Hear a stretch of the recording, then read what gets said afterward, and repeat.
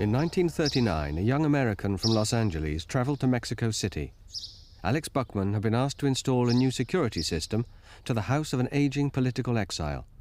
A keen photographer and occasional journalist, he naturally took with him his Standard 8 Bell & Howell cine camera and his 35mm Leica.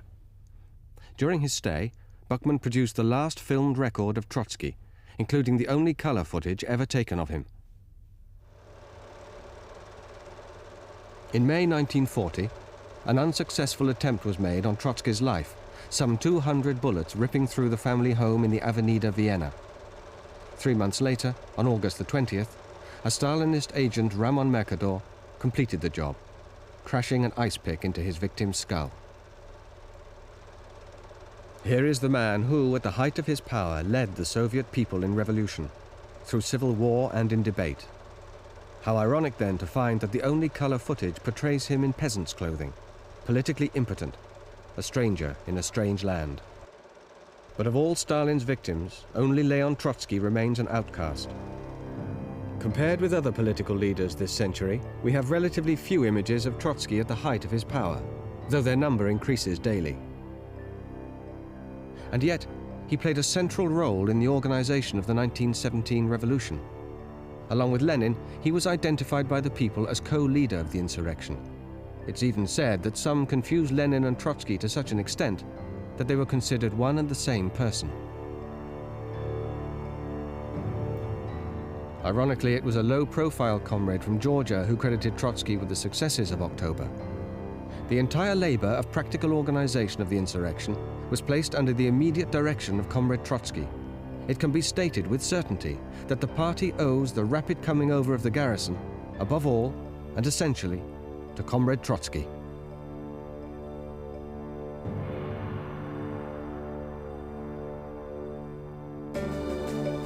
In 1917, the Red Guards of Petrograd and Moscow numbered a mere 7,000 fully armed men. With 22 foreign armies bearing down on all sides, and loyal Tsarist forces still on the loose, it was Trotsky's task as Commissar of War to build a credible fighting force. By 1919, the Red Army numbered almost 5 million men and women.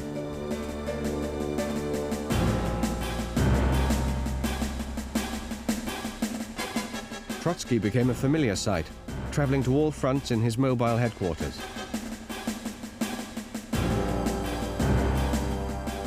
The strength of the revolution seemed to run in parallel with the strength and influence of the Commissar of War. As the Soviet Union began its long, slow climb out of the war years, a power struggle developed in the Kremlin, a struggle that was to leave Joseph Stalin as General Secretary of the Communist Party, ready to destroy anyone who might pose a threat to his ambitions.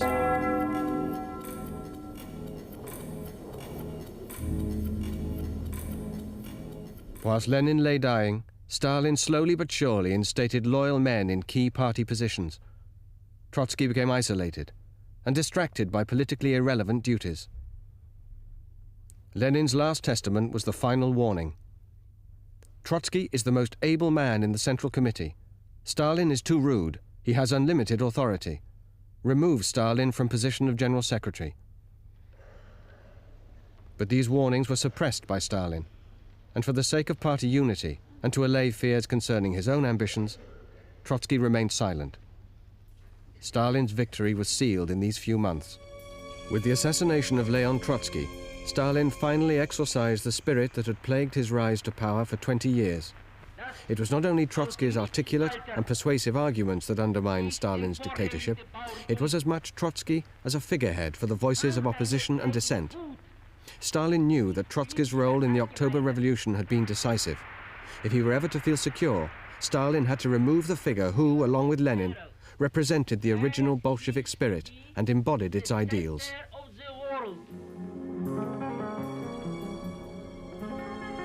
In January 1937, Trotsky arrived in Mexico. It was to be his last place of exile.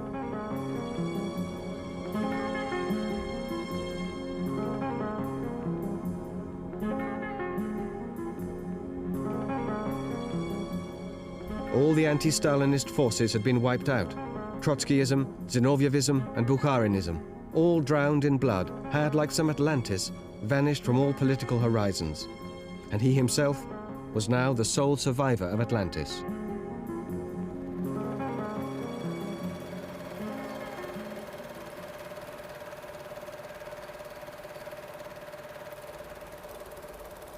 The pictures were taken so long ago that my memory may not do them justice. This shows Trotsky in his study writing. This picture was taken approximately late 1939 or early 1940. Behind him you will see a map of Mexico, which I believe still remains in his study. This is Farrell Dobbs, the late Farrell Dobbs, who died in San Francisco a few years ago, who came down from the United States to visit Trotsky. This is Harold Robbins, the late Harold Robbins, died perhaps a year or two ago. That's a very characteristic pose. Yes. These discussions were in English, of course. Sure. And I'm afraid I was too much interested in taking the pictures and to following the discussion.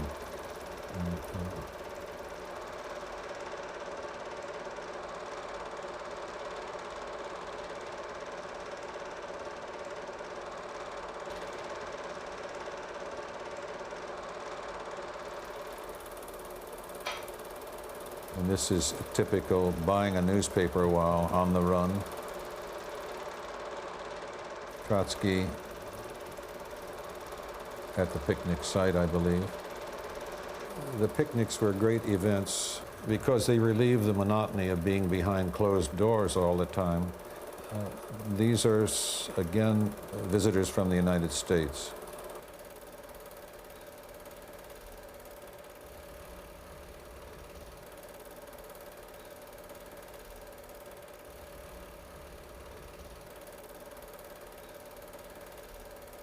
What we see now has never been edited, and hence there is duplication. And with the passage of the time, the color is somewhat depreciated. The jacket was given to LD by the American comrades, and he loved them and wore it frequently.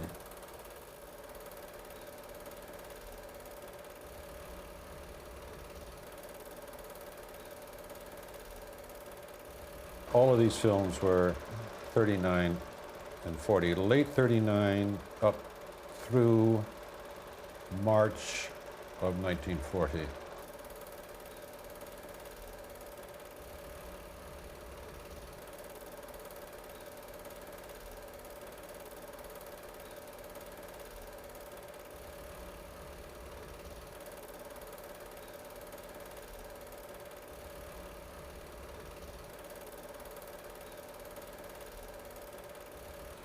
He told me here, what more do you want? You've got everything.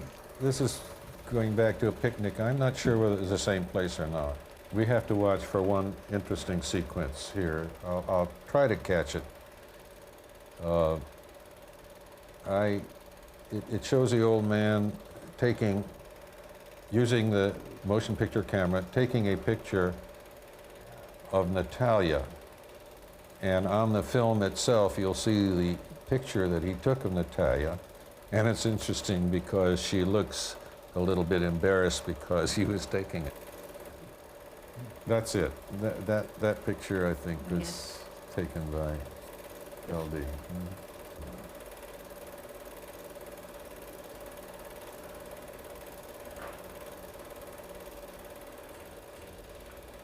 It's Cassis assisting the digging of the cactus.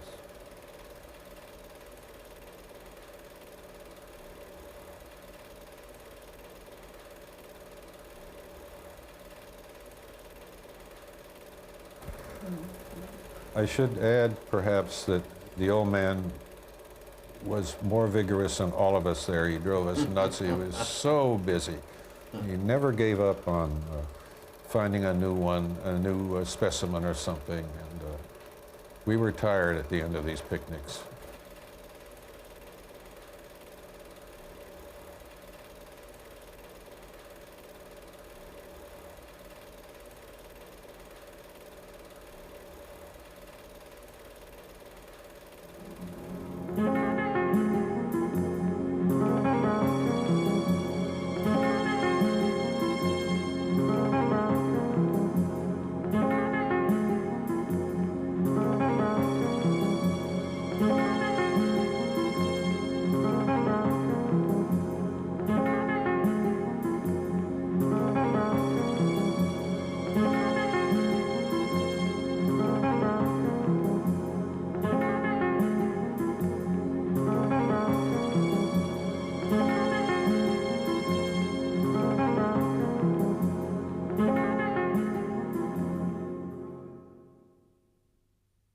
Alex, when you took these films of Trotsky and Seva and Natalia and the family with their visitors at the time, did you have any idea that this was absolutely unique footage which no one else had ever got?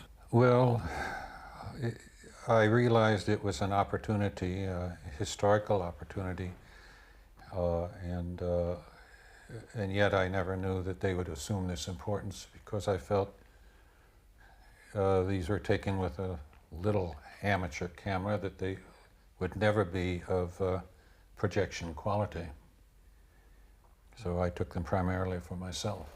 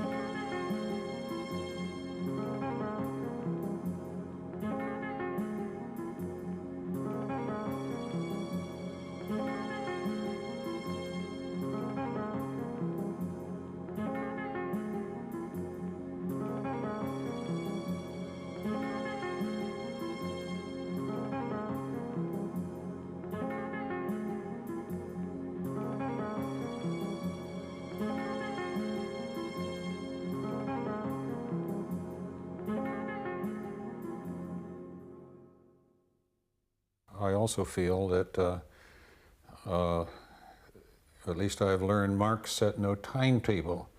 And what will happen in the Soviet Union does not depend upon what takes place there in itself. It will depend upon what happens on a worldwide basis, what will happen in the Soviet Union, because well, obviously, there could be a return to working class revolutions elsewhere in the world.